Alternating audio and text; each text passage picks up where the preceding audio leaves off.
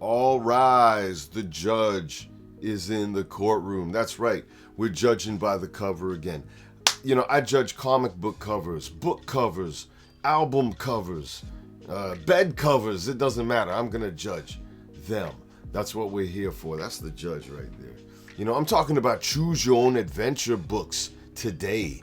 Now, these books, this series, hit the world like a megaton bomb in the late 70s and early 80s. And it made reading fun for kids in a way that I'm sure it was like nothing before. The Choose Your Own Adventure series were game books, revolutionary in the fact that you could choose your way through different endings. And the story was about you. But of course, you took on different roles. So, you know, you could have a science fiction adventure in one book, and then the next one, you're off on an adventure traveling the world. And then the next one, it's a murder mystery. You name it, the Choose Your Own Adventure books tried to do it.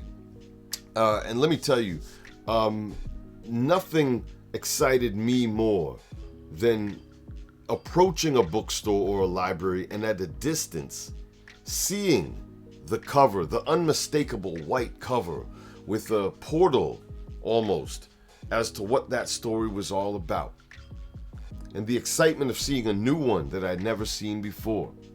Man, I'm telling you, there was nothing like it.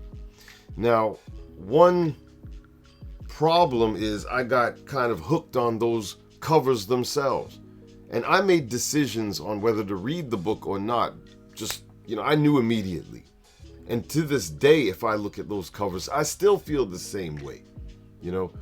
But you know what? Beyond that, once this series kind of continued on for years, they started changing the cover design. And to some it might not matter, but to me it does. Okay, I've been on a nostalgia kick. I recently ordered a bunch of books from Thrift Books. I'm giving them a plug. Thrift Books, and they got a lot of them on you know, good deals and so on. And I ordered a book called Who Killed Harlow Thrombey. This is a classic. This is number 9 in the original series. Now, what I ordered, or at least thought I ordered, and what I got didn't really match up. This is not the cover that I wanted. Okay? Is it a bad cover? I don't know. But to me, this does not match up or measure up to the original cover that I expected. And the interior of the book is identical. There's nothing different about the inside. It's just the cover. And I can't get over it. This book stays at the bottom of my pile, you know?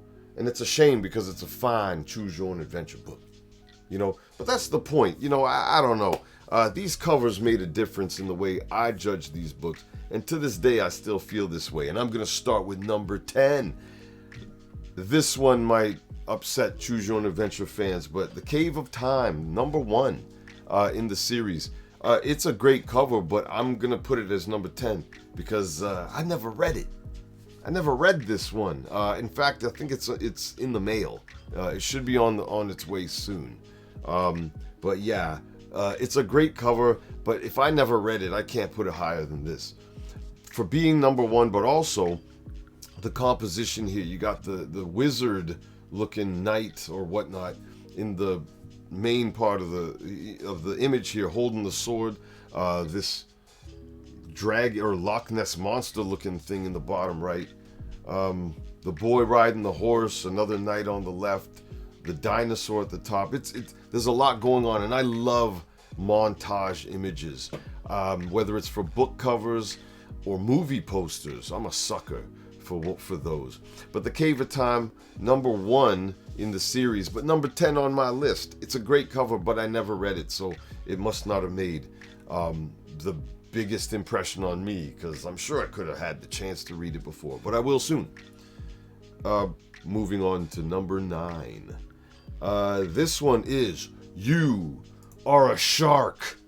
You Are a Shark. I still remember seeing this one at a book fair when I was a kid, and I had to have it. The title, weird as hell. I remember thinking, what? You kidding? But the cover pulled me in. I like the art on this boy turning into the shark. But of course, you can turn into all manner of animals in this book. It's not just a shark. You got this monk who's kind of Looks like he's kind of dozing off a little bit in front of that gargoyle-looking statue, and a bald eagle flying over there on the left. Yeah, interesting book. I wish I could get this in my collection, but it's ridiculously expensive online. I don't know. If anyone's got a hookup on You Are a Shark, let me know. Remind me of the 80s failure of a TV show, Manimal, where the English dude always used to turn into a Black Panther all the time. He wasn't very creative with his animal choices. So at least in You Are a Shark, you can explore a lot more different animals than Manimal allowed that guy to. Yeah, anyways, moving on from that. Okay, I'm going to go to a pretty classic one, I think. Inside UFO 5440. This is a notorious Choose Your Own Adventure book for having a secret ending, okay, that you can't really find through usual means. But otherwise, it's a pretty cool cover. I like the title. You got the Easter Island statue, which is in the book for some reason. This weird-looking alien crab dude in the bottom right, and those 3 dots that you see floating above, those are actually the aliens.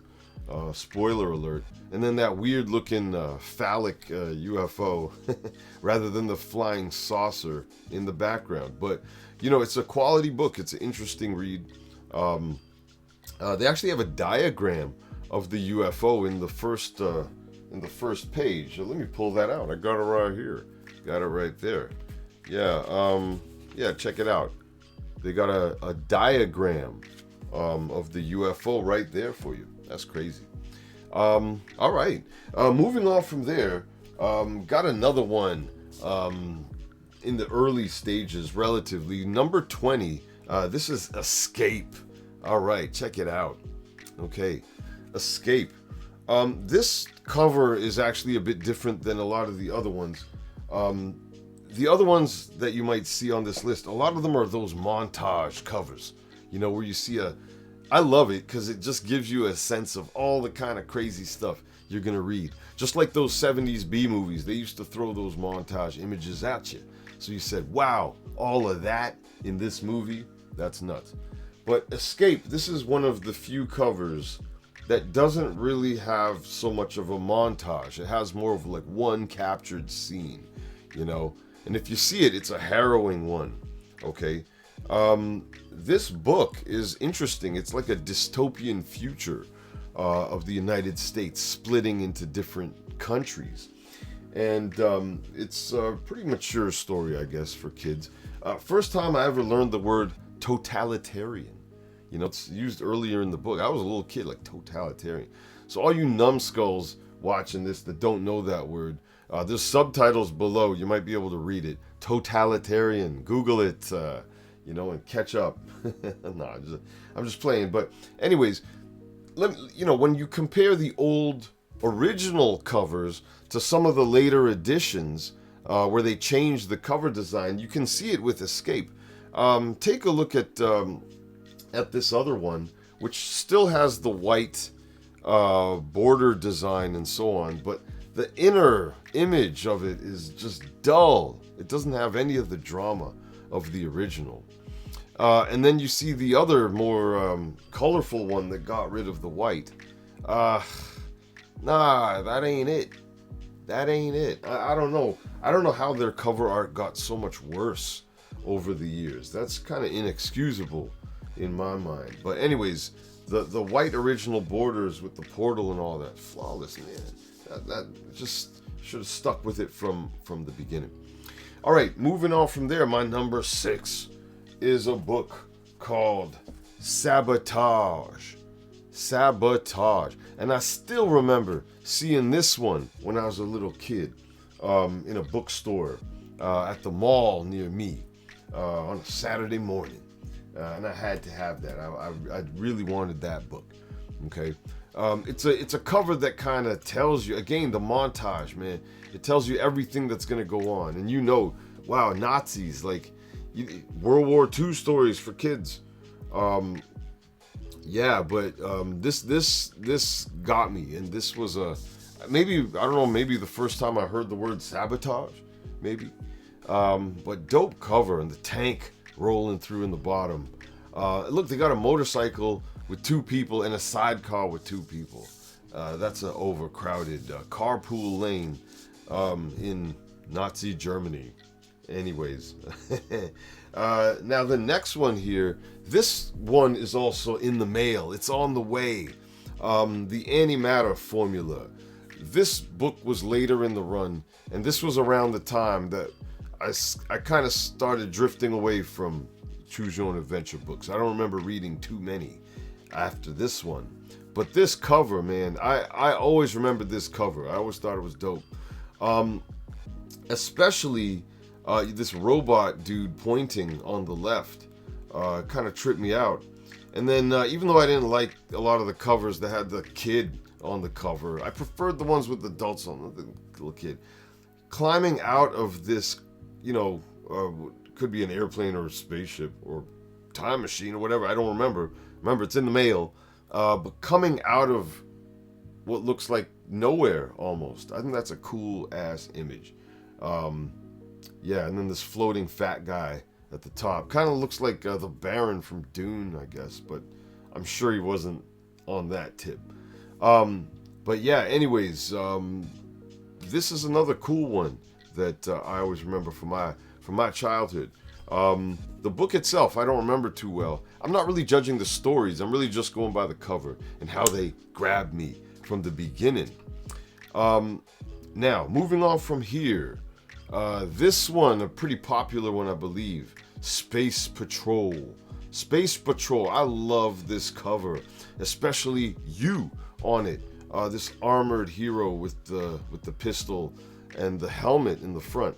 That little girl is not you in the story, so it was refreshing again to play a badass rather than a child, But again, the montage, the space montage, and I love this kind of retro sci-fi vibe. You don't see this very much anymore. And again, this kind of imagery really made a difference in my view of science fiction back in the day. And even the art on the inside by Ralph Reese, it says. He did a lot of the good art in the Choose Your Own Adventure series. The art on the inside made a difference too, and it's good stuff here. I kind of forgot I had it right here next to me. Yeah, here it is. But yeah, there's definitely some quality art in this book. There's one, let me see if I can pull it out, where he's doing repairs on the outside of the ship, and he's upside down with no gravity. Yeah, so good stuff, man. Space Patrol, that's a great one. Moving on from here now, we're in the top 3. Okay, now this one is often known as the scariest, creepiest Choose Your Own Adventure of all time. It's The Horror of High Ridge, and I kind of agree.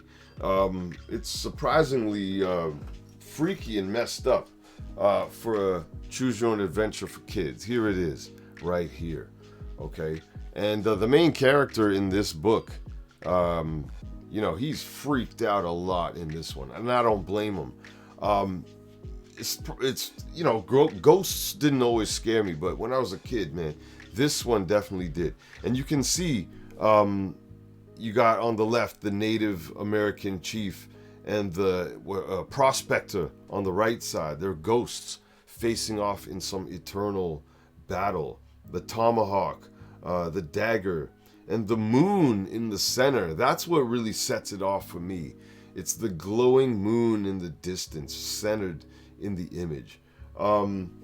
I really took notice of how prominent it was, and it's subtle. I didn't really realize it at first, but that really made a difference. Freaky book, great title, nice montage again, even with the kids in the background smiling. They can't offset the horror in this book. All right, now moving into the top 2, the next one, this is a title that a lot of people call out for being a ridiculous story. I kind of agree. House of Danger, reading through it, all kind of crazy stuff might happen. Some of the endings make zero sense. But still, the cover itself always made an impression on me. The title, House of Danger. And the thing I always loved about it, the house, the yellow house, with the dead man or the collapsed man in the front, passed out, on his face on the driveway.